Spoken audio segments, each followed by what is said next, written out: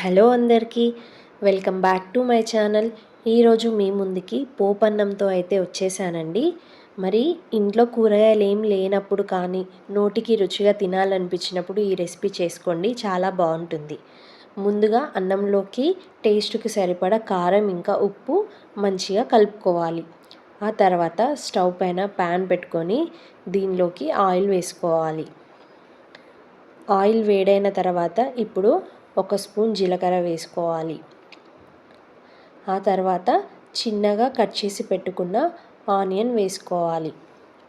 ఇప్పుడంతా ఒకసారి మంచిగా కలుపుకోవాలి. జనరల్గా ఈ రెసిపీని మన మమ్మీ వాళ్ళు నైట్ మిగిలిన అన్నంతో పొద్దున్నైతే పోపేసేవాళ్ళు.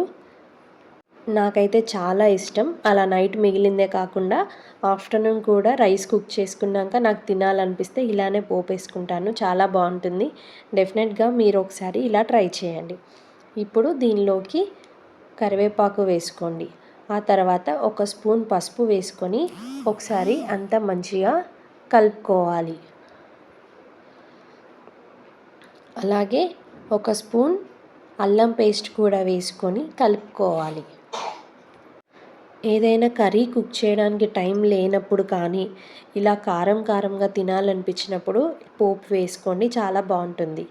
ఇప్పుడు ఈ పోపులోకి మనం ముందుగానే కారం ఇంకా ఉప్పు కలిపిన రైస్ వేసుకొని అంతా ఒకసారి మంచిగా కలుపుకోవాలి. ఒకసారి ఉప్పు చెక్ చేసుకొని కావాలంటే కొంచెం ఉప్పు కూడా వేసుకోండి. ఇలా అంతా కూడా పోపు అంతా రైస్కి పట్టేలాగా అయితే మంచిగా కలుపుకోవాలి. ఇప్పుడు దీనిలోకి వేసుకోవడానికి పీనట్స్ కూడా మంచిగా ఫ్రై చేసుకోండి. ఈ ఫ్రై చేసుకున్న పీనట్స్ వేసుకొని ఒకసారి అంతా మంచిగా కలుపుకోవాలి. చూడడానికి ఎంత కలర్ఫుల్గా ఉందో కదా. టేస్ట్ కూడా చాలా బాగుంది. ఈ రైస్లోకి ఆనియన్ పెట్టుకొని తింటే చాలా బాగుంటుందండి. డెఫినెట్గా ఒకసారి మీరు ట్రై చేయండి. మరి రెసిపీ నచ్చిందా? నచ్చితే మీరు ట్రై చేసి ఎలా కుదిరిందో నాతో షేర్ చేసుకోండి. అలాగే నా ఛానల్ని కూడా సబ్స్క్రైబ్ చేసుకోండి. Thank you for watching. See you all in next video. Bye bye.